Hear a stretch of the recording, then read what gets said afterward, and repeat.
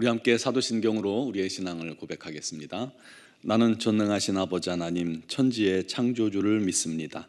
나는 그의 유일하신 아들 우리 주 예수 그리스도를 믿습니다. 그는 성령으로 잉태되어 동정녀 마리아에게서 나시고 본디오 빌라도에게 고난을 받아 십자가에 못 박혀 죽으시고 장사된 지 사흘 만에 죽은 자 가운데서 다시 살아나셨으며 하늘에 오르시어 전능하신 아버지 하나님 우편에 앉아 계시다가 거기로부터 살아있는 자와 죽은 자를 심판하러 오십니다. 나는 성령을 믿으며 거룩한 공교회와 성도의 교제와 죄를 용서받는 것과 몸의 부활과 영생을 믿습니다. 아멘. 찬송가 325장 찬양 드리겠습니다.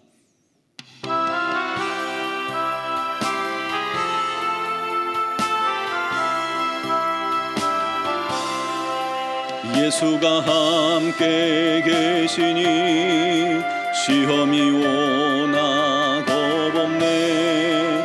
기쁨의 근원 되시는 예수를 위해 삽시다. 날마다 주를 섬기며 언제나 주를 기리고 그 사랑 안에 살면서 딴 길로 가지 맙시다. 이 세상 사는 동안에 주 이름 전파하면서 무한한 복락 주시는 예수를 위해 삽시다. 날마다 주를 섬기며 언제나 주를 기리고 그 사랑 안에 살면서 딴 길로 가지 맙시다. 이 세상 친구 없어도 예수는 나의 친구니 불의한 일을 버리고 예수를 위해 삽시다. 날마다 주를 섬기며 언제나 주를 기리고 그 사랑 안에 살면서 딴 길로 가지 맙시다. 주께서 심판하실 때 잘했다 칭찬하리니 이러한 상급 받도록 예수를 위해 삽시다. 날마다 주를 섬기며 언제나 주를 기리고 그 사랑 안에 살면서 딴 길로 가지 맙시다. 아멘. 오늘 주신 하나님 말씀은 빌립보서 1장 27절에서 30절까지 말씀입니다. 빌립보서 1장 27절에서 30절까지를 봉독하겠습니다. 오직 너희는 그리스도의 복음에 합당하게 생활하라. 이는 내가 너희에게 가보나 떠나 있으나 너희가 한 마음으로 서서 한 뜻으로 복음의 신앙을 위하여 협력하는 것과 무슨 일에든지 대적하는 자들 때문에 두려워하지 아니하는 이 일을 듣고자 함이라. 이것이 그들에게는 멸망의 증거요 너희에게는 구원의 증거니 이는 하나님께로부터 난 것이라. 그리스도를 위하여 너희에게 은혜를 주신 것은 다만 그를 믿을 뿐 아니라 또한 그를 위하여 고난도 받게 하려 하심이라. 너희에게도 그와 같은 싸움이 있으니 너희가 내 안에서 본 바요 이제도 내 안에서 듣는 바니라. 아멘. 15권으로 되어 있는 로마인 이야기를 저술한 시오노 나나미라는 사람은 책에서 끊임없이 한 가지 질문을 던지면서 이야기를 이끌어 갑니다. 무엇이 로마 제국을 강대하게 했는가? 이 질문이에요. 지성적으로는 그리스도인들보다 못했고 체력적으로는 켈트족보다 뒤졌고 경제적으로는 카르타고인보다 못했던 로마인들이 세계의 지배자가 될 수 있었던 원인을 이렇게 결론을 내립니다. 시민다운 삶을 살았기 때문이다. 그들은 법과 질서를 지키고 원칙을 지키고 로마 시민됨을 자랑스러워하고 기뻐했던 그 정신이 승리의 원동력이라는 거예요. 실제로 로마인들은요, 로마 시민인 걸 굉장히 자랑스럽게 생각했죠. 지금 북한에 보면 평양 시민들은 또 특별한 사람으로 그렇게 취급을 받잖아요. 그런 것과 비슷합니다. 그래서 로마 시민으로서의 그런 걸맞는 옷차림을 하고 다녔고, 로마에서 사용하는 라틴어를 사용합니다. 로마의 행정과 정치 제도를 이게 곳곳마다 똑같이 적용을 하고 실행을 합니다. 바울과 실라가 로마가 아니라 빌립보에서 복음을 전할 때 그곳에 이제 로마 시민권 가진 사람들이, 빌립보인임에도 불구하고 로마 시민권을 가진 사람들이 그들을 이렇게 고소합니다. 이들이 우리가 듣지 못했던 이상한 소리를 전합니다. 그 소리는 로마인인 우리가 받고 행하기에 합당치 않은 도입니다. 그러니 이 사람들을 처벌하여 주십시오. 이렇게 고소를 하는 거예요. 한마디로 로마 시민의 특권이 그들 뼛속에 새겨져 있는 것이죠. 그래서 로마 시민으로 지켜야 할 교훈과 법도를 기쁘게 이들은 준수한 겁니다. 그들은 로마 시민의 특권만 누리고 의무를 다하지 않는 사람들을 격렬했습니다. 병역과 납세 의무를 감당하는 것을 기뻐했어요. 이게 로마가 로마 될 수 있었던 그러한 힘의 비결입니다. 바울은 그런 배경 속에 살아가는 빌립보 성도들에게 이렇게 말합니다. 당신들은 어느 나라 시민이 되기를 원합니까? 만약 천국 시민이라면, 여러분들이 하나님의 자녀의 천국 시민이라면 그의 합당한 삶을 살길 바랍니다. 그것이 기쁨이고 능력입니다. 라고 말하는 거예요. 여러분, 우리는 그리스도인들입니다. 그리스도인이라는 호칭은 안디옥에서 생겼죠. 비그리스도인들이 지어준 별명입니다. 한마디로 예수 그리스도처럼 살아가는 사람들이라는 그런 뜻을 가지고 있어요. 그리스도인이라면 당연히 주님께서 맡겨주신 복음을 위해 살아야 합니다. 우리 주님께서 주신 대위임령이기 때문입니다. 그래서 바울도 선언한 것입니다. 오직 너희는 그리스도의 복음에 합당하게 생활하라.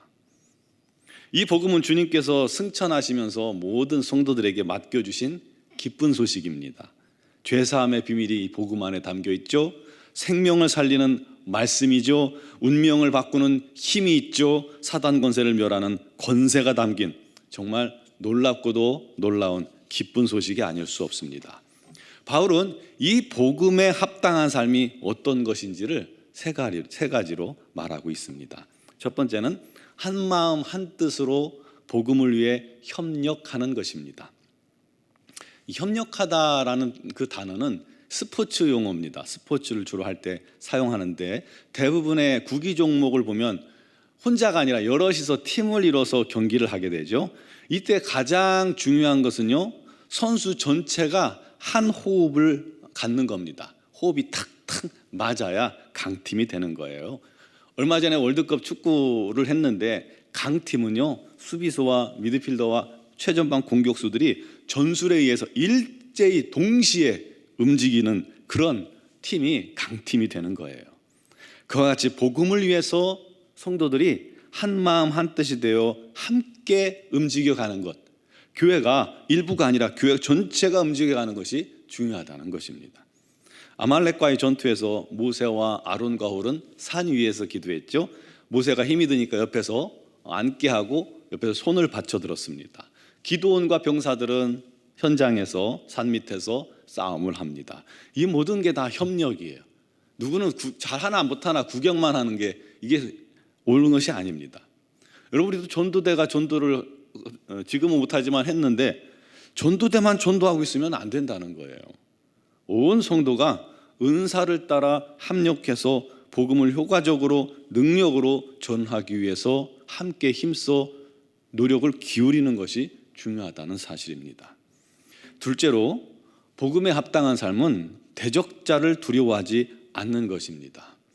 무슨 일에든지 대적하는 자들 때문에 두려워하지 않는 이 일을 듣고자 함이라. 빌립보 성도들에게 바울이 대적을 두려워하지 말고 담대히 복음을 전하라고 권면하는 겁니다. 마치 골리앗 앞에 선 다윗처럼 말이죠. 이 세상과 어둠의 권세와 사람들은요, 이 골리앗과 같은 존재입니다. 우리 성도들 앞에서 골리앗과 같습니다. 하지만 두려워하지 말라는 거예요.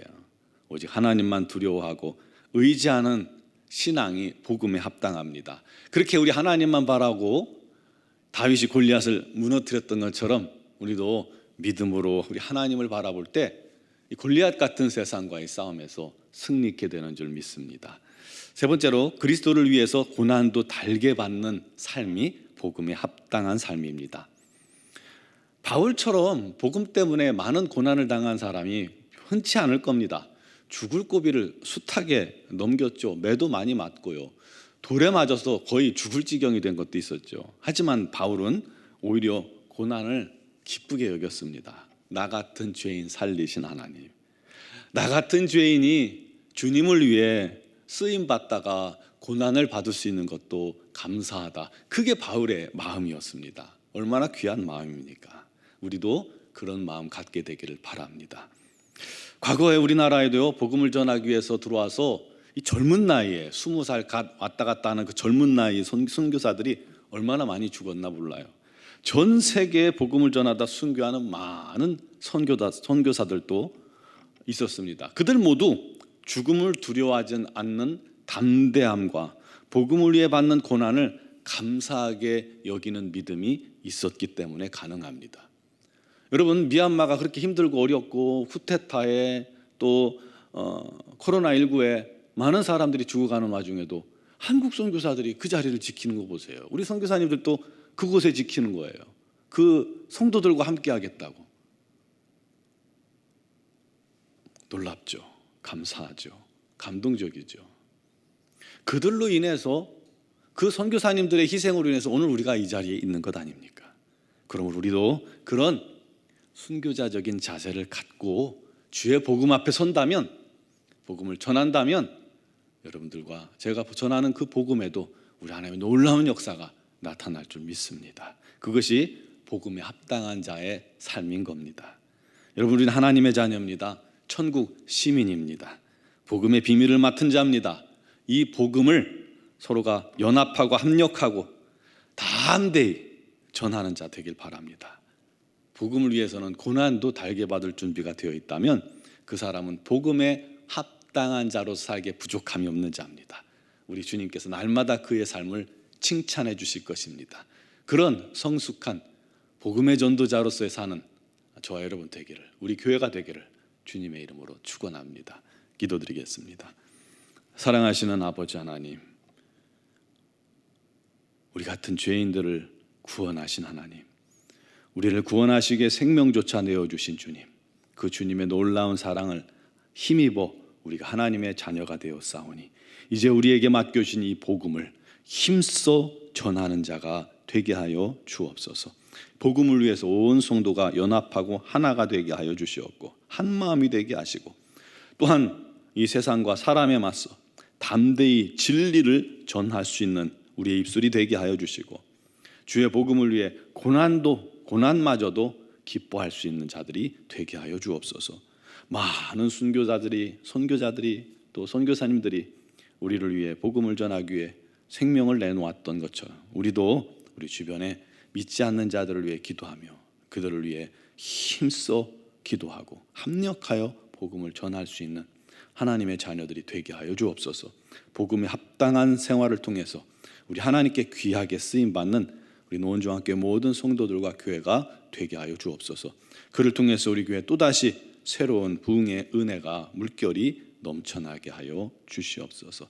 하나님이 오늘도 믿음으로 주 앞에 나와 간구하는 모든 성도들을 붙들어 주시고 복음의 놀라운 비밀을 깨닫는 은혜가 있게 하여 주시고, 무엇보다도 육신의 질고로 어려움 당하는 지체들을 주님께서 친히 찾아가 주시고 만나 주시고 주님의 능력의 손, 치유의 손으로 어루만져 치유하여 주옵소서.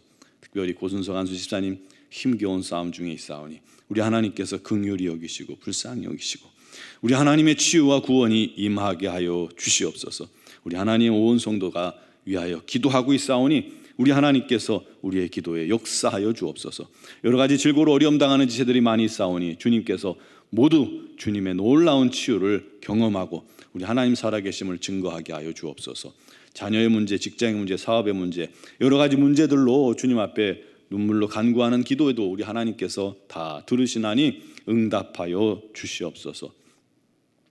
미얀마 영권 한인중앙교회를 기억하시고 우리 하나님의 놀라운 은혜와 사랑이 우리 선교사님들에게 넘치게 하시고 감당할 수 있는 지혜와 성령의 능력과 또 건강을 허락하여 주시옵소서.